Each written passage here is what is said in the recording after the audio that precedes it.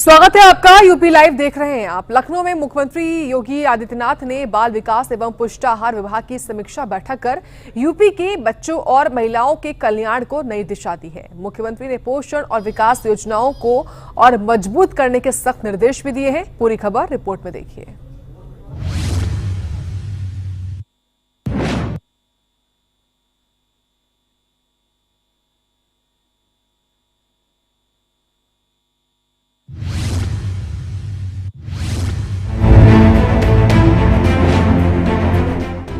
लखनऊ में सीएम योगी आदित्यनाथ ने बाल विकास और पुष्टाहार विभाग की उच्च स्तरीय समीक्षा बैठक की। सीएम ने आंगनबाड़ी केंद्रों को प्री प्राइमरी स्कूलों की तर्ज पर संचालित करने और बच्चों को गर्म पका हुआ भोजन देने की योजना को तेज करने के निर्देश दिए। सीएम योगी ने कहा है कि पिछले 8 सालों में यूपी ने पोषण और बाल विकास में अभूतपूर्व प्रगति की है और अब हर बच्चे तक पौष्टिक भोजन पहुंचाना लक्ष्य है। बैठक में टेक होम राशन की गुणवत्ता, क्यूआर कोड के जरिए पारदर्शिता और आंगनबाड़ी कार्यकर्ताओं की भर्ती पर जोर दिया गया। सीएम योगी ने आंगनबाड़ी केंद्रों को किराए के भवनों से अपने भवनों में, साथ ही पुष्टाहार और मोटे अनाज जैसे रागी और बाजरा शामिल करने पर जोर दिया, जिससे बच्चों को अधिक पौष्टिक भोजन मिल सके। सीएम योगी ने जिला मजिस्ट्रेट और अधिकारियों को मासिक निरीक्षण और साप्ताहिक समीक्षा करने के निर्देश दिए, जिससे योजनाएं समय पर पूरी। बैठक में न्यू टेक होम राशन और मुख्यमंत्री सुमंगला योजना पर भी चर्चा हुई। सीएम ने कहा है कि पोषण इकाइयों की संख्या बढ़ाकर 204 तक ले जाना है, ताकि हर लाभार्थी तक पौष्टिक भोजन पहुंचे। सीएम योगी सरकार की ये पहल यूपी को कुपोषण मुक्त बनाने की दिशा में मील का पत्थर साबित हो रही है। प्रशासन ने आंगनबाड़ी केंद्रों में नामांकन और उपस्थिति बढ़ाने के लिए विशेष अभियान चलाने का निर्णय लिया है। लखनऊ में सीएम योगी की इस समीक्षा बैठक ने यूपी के बच्चे और महिलाओं के लिए सुनहरा भविष्य रच दिया है। पोषण, शिक्षा और विकास के इस मिशन से यूपी कुपोषण को मात देगा। योगी सरकार का हर कदम बच्चों की मुस्कान और माओ के सम्मान के लिए है। ब्यूरो रिपोर्ट, सूर्य समाचार। और सीएम योगी ने आवास और राजस्व विभाग के अधिकारियों के साथ हाई लेवल बैठक कर यूपी में विकास और जनहित को नई गति दी है। सीएम ने सख्त निर्देश दिए कि जनता की शिकायतों का तुरंत समाधान हो और अवैध गतिविधियों पर तत्काल कार्रवाई हो। योगी की ये सक्रियता एक बार फिर यूपी को प्रगति के पथ पर अग्रणी बनाने का संदेश है। रिपोर्ट देखिए।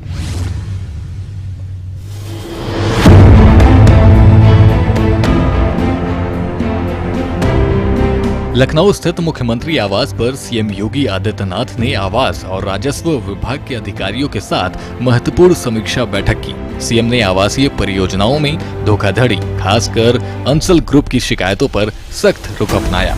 सीएम योगी ने अधिकारियों को निर्देश दिया कि अंसल ग्रुप के खिलाफ सभी प्रभावित जिलों में एफआईआर दर्ज हो और होम बायर्स के हितों की रक्षा के लिए लखनऊ विकास प्राधिकरण के साथ एक कमेटी बनाई जाए। सीएम योगी ने कहा कि होम बायर्स के साथ धोखा बर्दाश्त नहीं होगा, दोषियों पर कड़ी कार्रवाई हो।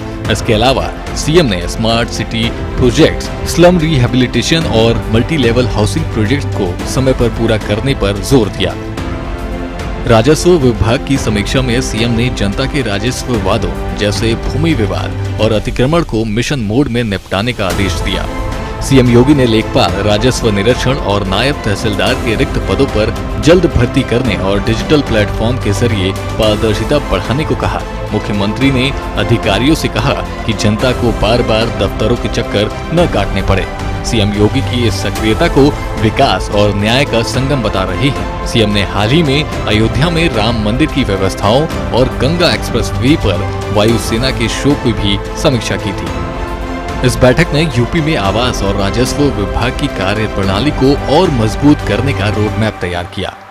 सीएम योगी ने साफ किया कि स्लम क्षेत्रों में मल्टी लेवल हाउसिंग और बुनियादी सुविधाएं जैसे स्कूल और पार्क प्राथमिकता पर हों। मुख्यमंत्री ने अवैध टैक्सी स्टैंड और अतिक्रमण पर तुरंत कार्रवाई का भी आदेश दिया। लखनऊ में हाल ही में शुरू हुई अनंत नगर हाउसिंग स्कीम, जिसका योगी ने उद्घाटन किया, इस दिशा में एक बड़ा कदम है। राजस्व विभाग में डिजिटल मॉनिटरिंग और भर्तियों से पारदर्शिता बढ़ेगी। लखनऊ में सीएम योगी आदित्यनाथ की आवास और राजस्व विभाग की बैठक में यूपी में विकास, पारदर्शिता और जनहित की नई इबारत लिखी है। अंसल ग्रुप पर सख्ती हो या राजस्व वादों का त्वरित निपटारा। योगी का हर कदम जनता के भरोसे को मजबूत कर रहा है। स्मार्ट सिटी, हाउसिंग स्कीम्स और डिजिटल सुधारों के साथ यूपी अब प्रगति की नई ऊंचाइयों को छूने को तैयार है। ब्यूरो रिपोर्ट, सूर्य समाचार।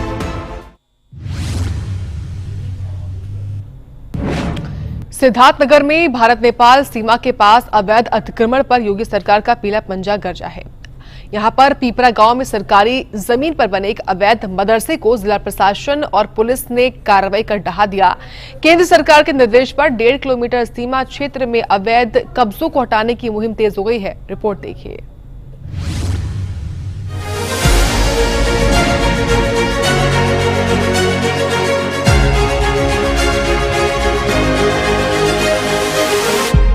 सिद्धार्थ नगर में भारत नेपाल सीमा के पास अवैध अतिक्रमण के खिलाफ योगी सरकार की मुहिम ने रफ्तार पकड़ ली है। शौहरतगढ़ तहसील के आह पीपरा गांव में खलियान की सरकारी जमीन पर इस्लामिया इस्लामुद्दीन मुस्लिमीन मदरसे के नाम से अवैध निर्माण किया गया था, जिसको जिला प्रशासन और पुलिस की संयुक्त टीम ने बुलडोजर चलाकर इस अवैध बिल्डिंग को ध्वस्त कर दिया। डीएम राजा गणपति आर ने बताया कि केंद्र सरकार के मंत्रालय के निर्देश हैं कि नेपाल सीमा से 1.5 किलोमीटर के दायरे में अवैध घुसपैठ या सरकारी जमीन पर कब्जे को हटाया जाए। इसी के तहत नोटिस जारी कर ये कार्रवाई की गई।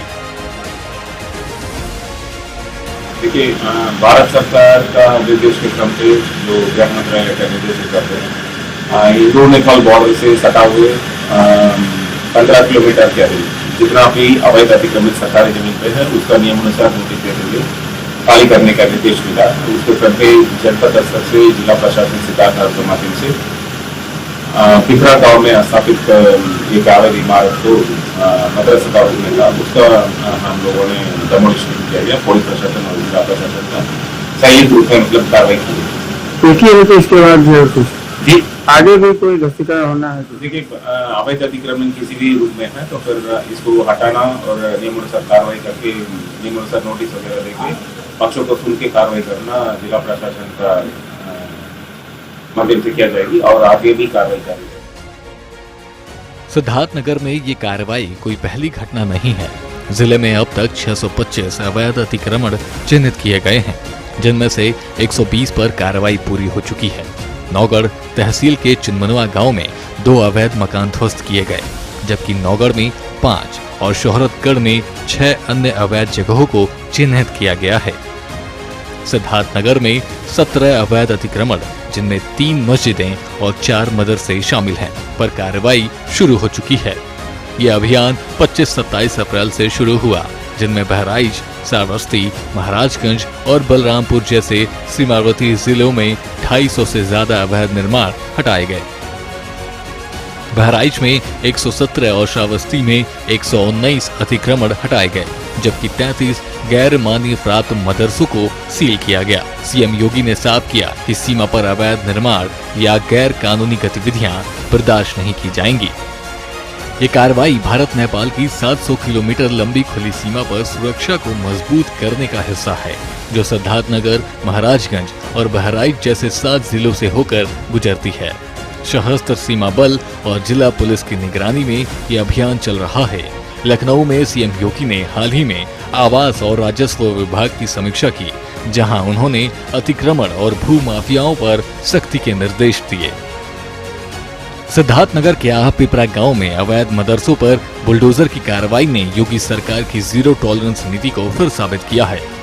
भारत नेपाल सीमा पर अवैध अतिक्रमण के खिलाफ यह अभियान न सिर्फ सरकारी जमीन को मुक्त कर रहा है, बल्कि सीमा सुरक्षा को भी मजबूत कर रहा है। केंद्र और राज्य सरकार की सख्ती से साफ है कि कानून से ऊपर कोई नहीं। सिद्धार्थनगर की ये कार्रवाई अब पूरे यूपी में गूंज रही है।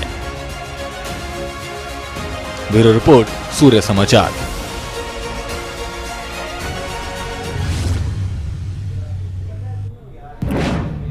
अब खबर संभल से है, जहां जिला प्रशासन ने 71 अवैध नर्सिंग होम और हॉस्पिटल्स को सील कर बड़ा एक्शन लिया है। झोलाछाप डॉक्टरों और मेडिकल स्टोर्स में अवैध प्रैक्टिस से मरीजों की जान जा रही थी। डी फार्मा और बी फार्मा लाइसेंस धारकों के अनाधिकृत इलाज पर भी सख्ती के आदेश दिए गए हैं। पूरी खबर रिपोर्ट में देखिए।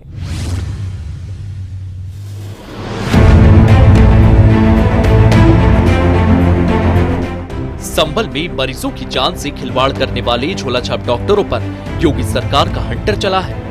डीएम डॉक्टर राजेंद्र पेंसैया और एसपी कृष्ण कुमार बिश्नोई के निर्देश पर स्वास्थ्य विभाग और पुलिस ने 106 अवैध अस्पतालों का सर्वे किया है, जिसमें से 71 को सील कर उनके संचालकों पर एफआईआर दर्ज की गई। मोहम्मदपुर, टांडा, नखासा जैसे इलाकों में बिना रजिस्ट्रेशन के क्लिनिक, पैथोलॉजी लैब और अल्ट्रासाउंड सेंटर्स चल रहे थे। इन झोलाछाप डॉक्टरों की लापरवाही से कई मरीजों की जान गई। महीने से मैं आए हुए यहाँ पे, तब से कार्रवाई ये अनवरत चल रही है। लेकिन पहले कार्रवाई के बाद होती थी क्या, कार्रवाई करने के बाद इनके एफआईआर कराने के बाद ये दोबारा लोग जो होते थे 2 कमरे या 3 कमरे छोड़ के रास्ता बदल देते थे, वहां खोल लेते थे। तो इस बार हम लोगों ने प्रशासन और पुलिस और स्वास्थ्य विभाग की संयुक्त रूप से बड़ी कार्रवाई हुई, जिसमें कि हमने टोटल एक बार में 71 जो है हमने नर्सिंग होम सीज किया जो इलीगली चल रहे थे, और सब पे हमने एफआईआर कराई।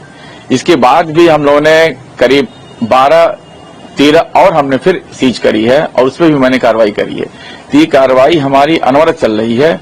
और इस तरीके के जो भी इलीगल हैं, मान लीजिए कोई अगर आयुर्वेदिक का है, कोई होम्योपैथी का डॉक्टर है, तो अपनी पैथी में प्रैक्टिस करे। अगर वो एलोपैथी करता है, गलत कर रहा है, तो उसके ऊपर भी हम कार्रवाई करेंगे। तीसरी चीज कि अगर जिसका हमारे यहाँ रजिस्ट्रेशन नहीं है, हमारे यहाँ कोई भी डॉक्टर की चाहे पढ़ा लिखा भी हो तो उसका रजिस्ट्रेशन मस्ट है। अगर कोई डॉक्टर हमारे रजिस्टर्ड नहीं है हमारे सीएमओ ऑफिस में, तो वो भी उसको भी हम झोला छाप मानते हुए उसको खिलाफ भी मैं कार्रवाई करूंगा।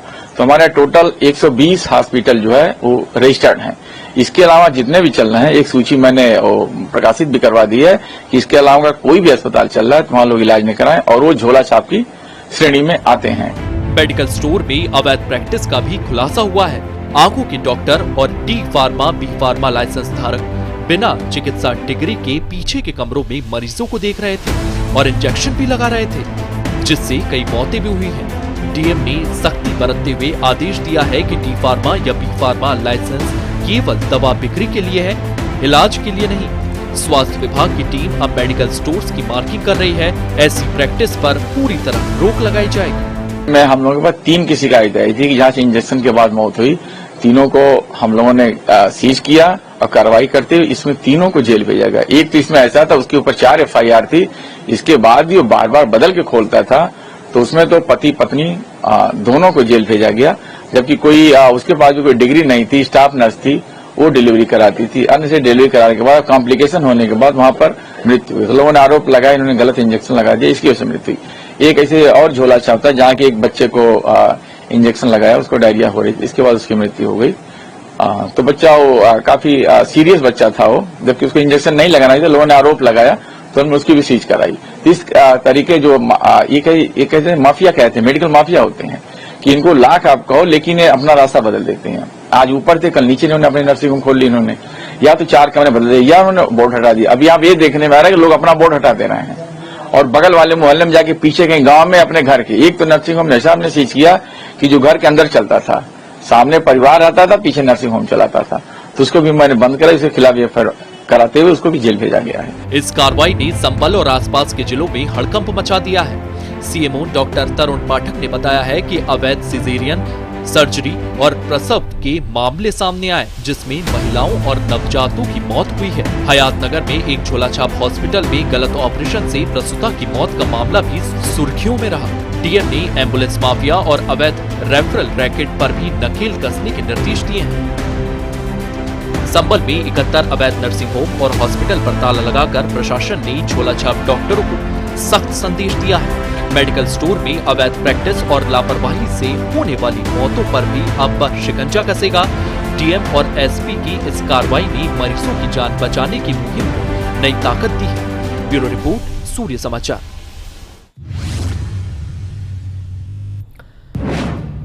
और वहीं बागपत से आई खबर ने सबको झकझोर कर रख दिया है। दरअसल 12वीं की एक मासूम छात्रा ने जहर खाकर अपनी जीवन लीला समाप्त कर ली।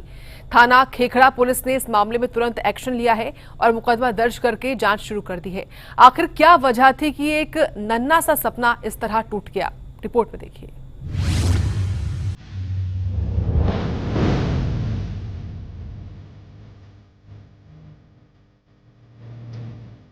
1 मई 2020 को बागपत के थाना खेकड़ा पुलिस को एक ऐसी सूचना मिली जिसने हर किसी का दिल दहला दिया।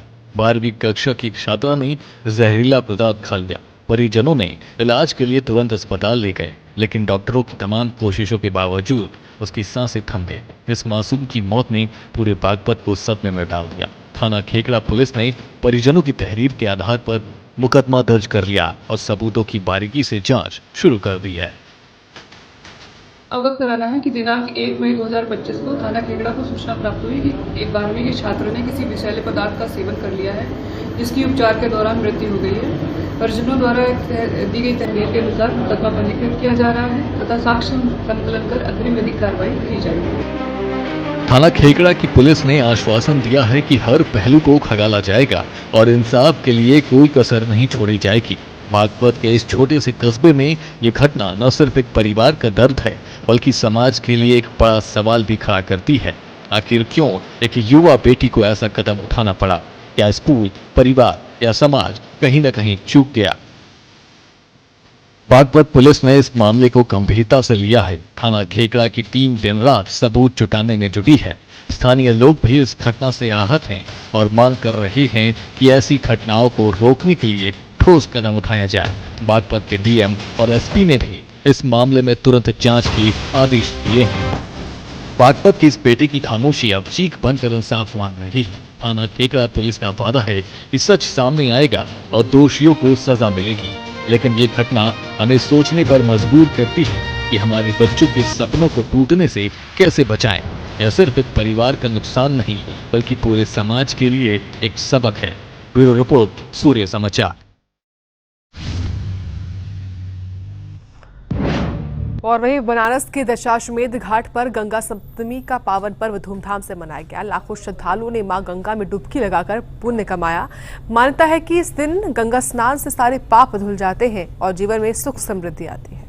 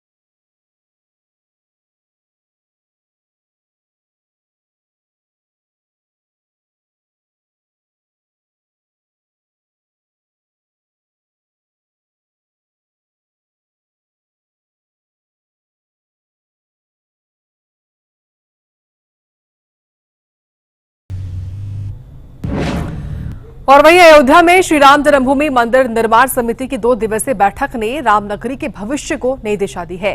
रेमन म्यूजियम का निरीक्षण और गैलरियों में भव्य आयोजनों की योजना ने राम भक्तों में जोश भर दिया है। आप ही देखिए।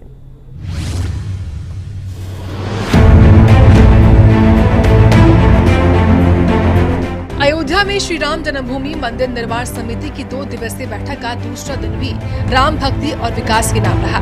समिति के अध्यक्ष नृपेंद्र मिश्रा ने बैठक में मंदिर निर्माण की प्रगति और रेमन म्यूजियम के निरीक्षण की समीक्षा की। पहले दिन समिति ने रेमन म्यूजियम का दौरा किया, जहां भव्य गैलरियों में राम कथा और सांस्कृतिक आयोजनों की योजना पर चर्चा हुई।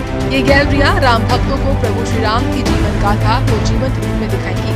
बैठक में मंदिर परिसर को पर्यावरण के अनुकूल और श्रद्धालुओं के लिए सुविधाजनक बनाने पर जोर दिया गया।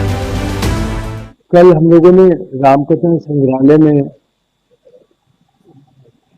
जो निरीक्षण तो क्या ही बैठक थी, जिसमें कि कार्यक्रम मुख्य रूप से जो गैलरीज हैं उसमें क्या क्या हम लोग निश्चित करेंगे, किस प्रकार का डिस्प्ले होगा, किस टेक्नोलॉजी से डिस्प्ले होगा, इसके बारे में चर्चा भी हुई, निर्णय भी लिया गया। अनुमान ये किया जा रहा है कि म्यूजियम श्रद्धालुओं के लिए एक सार्वजनिक दृष्टि से अप्रैल 2026 तक जो है इसकी अनुमति दे दी जाएगी कि वहां पर श्रद्धालु आ सकें और जो भी गैलरीज हैं उसको आकर के देख सकेंगे। बैठक में मंदिर के शिखर निर्माण, परकोटे और 6 अन्य मंदिरों सूर्य, शिव, दुर्गा, गणेश, अन्नपूर्णा और हनुमान जी के मंदिरों की प्रगति पर भी मंथन हुआ। रेमन म्यूजियम में गैलरियों के जरिए रामायण के प्रसंगों को प्रदर्शित करने की योजना है, जो श्रद्धालुओं को आध्यात्मिक और सांस्कृतिक अनुभव देगी। समिति ने मार्च 2025 तक कई परियोजनाओं को पूरा करने का लक्ष्य रखा है। हमारी वहां पर व्यवस्था यह होगी कि जीरो डिस्चार्ज हो, मतलब वहां से कोई भी प्रकार का पर्यावरण की समस्या हम अयोध्या शहर को ना दें। तो उसमें ही प्रोसेस किया जाए, कितना प्रतिशत जो है वो उद्यान में रखा जाए। तो यह तय किया गया कि कम से कम 60% उद्यान और फल पौधों की व्यवस्था वहां पर होनी चाहिए। उसके लिए कल निरीक्षण करके अनेक स्थानों पर उद्यान के लिए आरक्षण कर दिया गया है और एक बहुत बड़ा पैच या बहुत बड़ा आप समझें करीब 8 एकड़ भूमि सुनिश्चित की गई है, जहां पे कि हम एक नियमित ढंग से उद्यान, फल पौधे लगाने का और वहां पर हम प्रयास करेंगे। अयोध्या में श्री राम जन्मभूमि मंदिर निर्माण समिति की ये बैठक सिर्फ एक समीक्षा नहीं बल्कि राम भक्ति और सांस्कृतिक गौरव का प्रतीक है। रेमन म्यूजियम की गैलरियां और मंदिर का भव्य स्वरूप राम नगरी को विश्व पटल पर चमकाएंगे। योगी सरकार और ट्रस्ट का हर कदम अयोध्या को आध्यात्मिक राजधानी बनाने की दिशा में मील का पत्थर है। ब्यूरो रिपोर्ट, सूर्या समाचार।